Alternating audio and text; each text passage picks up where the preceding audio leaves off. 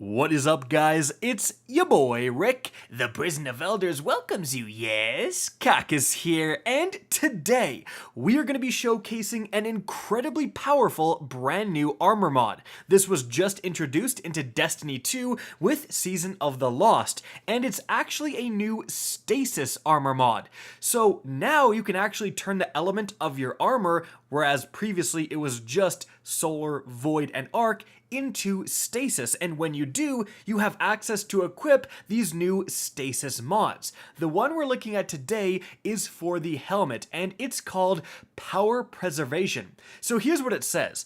Your super final blows create extra orbs of power for your allies. So that's very important actually that it says final blows. So if you put down, let's say, a bubble, you're going to produce the same amount of orbs with or without this mod. It has to actually be an offensive super where you're getting kills.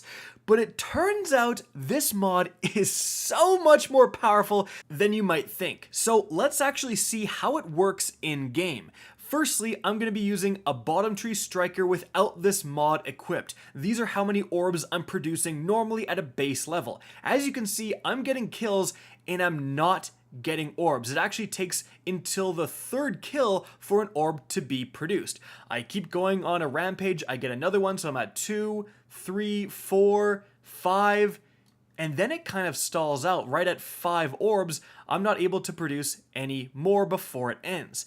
Now, let's actually put on a single one of the Power Preservation mod and see what happens with that same super. So firstly, on the first kill, I get an orb.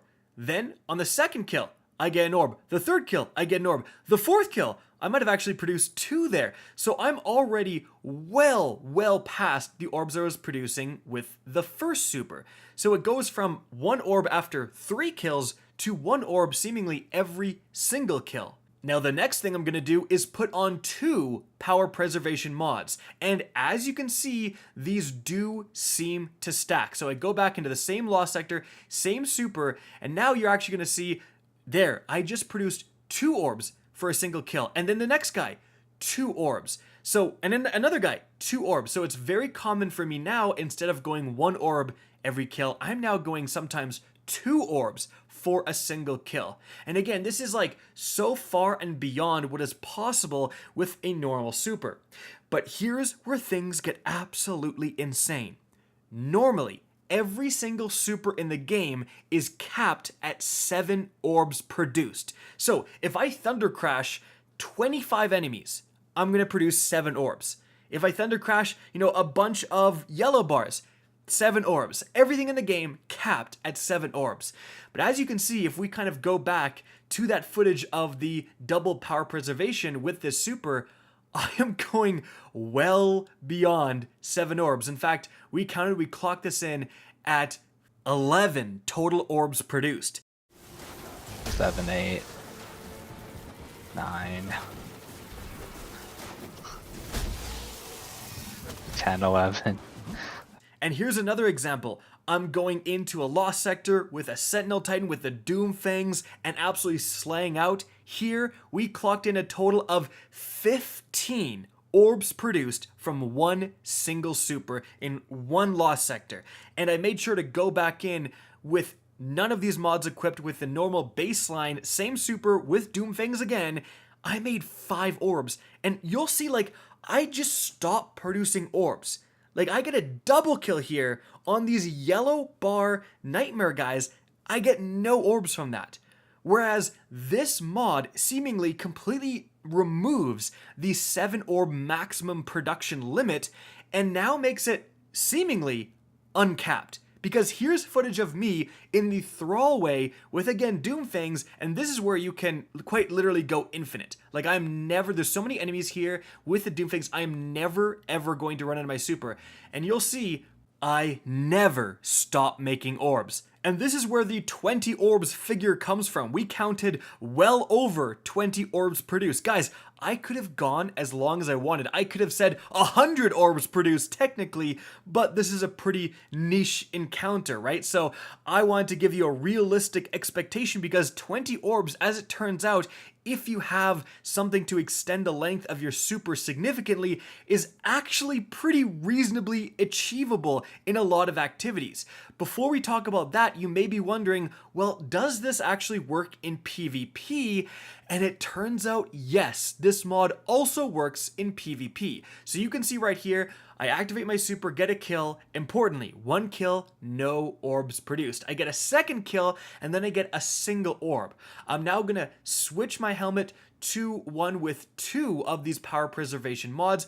As you can see, I get the kill, and I get an orb. So that's really important. Already on the first kill, I get an orb, and here's where things get crazy. On the second kill, I get 2 orbs. So we're going from 1 orb for 2 kills to 3 orbs for 2 kills. Tripling the output. That's insane.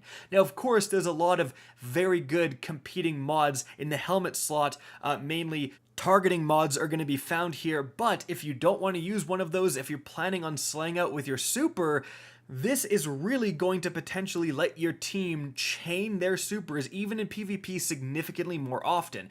However, again, because PvP you can just get shut down in your super so easily, I feel like this mod's true potential is in PvE. What are the things you can do with it in PvE? Well, we ran a team with all 3 different classes using things to extend their supers. So again, I'm using the Doomfang Pauldrons that give me super energy back for throwing my shield. Then we have a Warlock that's using the Crown of Tempest, which is going to extend the duration of Storm Trance for getting kills. And then lastly, we have a Hunter with the recently buffed actually, Radiant Flux, which is going to extend the duration of Arc Staff when you get kills. So it turns out using this combination, guys, we always had someone with a super up. So I would start first, let's say, with the Doomfang. I would produce, 15 to 20 orbs easily, and then obviously my next teammate would have their super. They would go ham and produce those 15 to 20 orbs for me. And in that scenario, of course, you're getting a ton of your super back. In fact, you're very likely to get the entirety of your super back because remember, the way orbs work in Destiny 2 is that the first ones produced in an activity give you more super energy. If you chain a super once, you get a ton of super energy, but then once you chain a super the second time, the orbs are going to give you less super energy. So as you collect more and more orbs in an activity, they're going to give you less and less super energy. So eventually, that 7 orb limit only gives you like a third of your super back. But now if you're producing double, sometimes triple that amount of orbs, you'll not be impacted by that lessening super energy for orbs. You're going to get your entire super back. And like you'll see again, we always had someone with a super up, and they're producing just so many orbs. This is going to be a real tool in everyone's arsenal, in everyone's loadout when it comes to chaining supers. I think that this is significantly better in PvE than most other helmet mods when it comes to any sort of build revolved around getting kills with your super. If I'm running a Geomag Chaos Reach, I'm using these mods. Heck, even a Mobius Quiver Hunter would probably get a huge benefit from using these mods. Frankly, anyone running an offensive super, a super that's trying to get kills, should be running 2 of these mods if they're okay with giving up some ammo. Obviously, in PvE, the main competition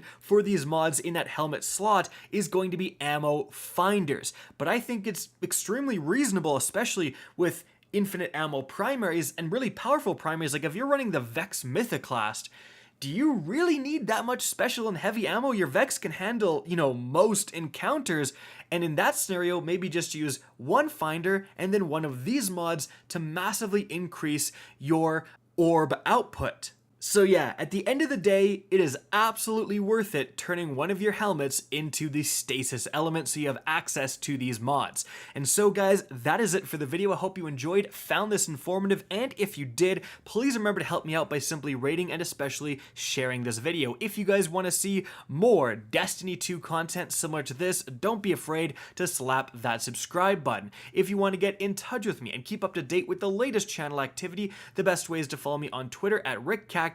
That is linked in the description down below. Again, I hope you enjoyed the video, and as always, have a good day.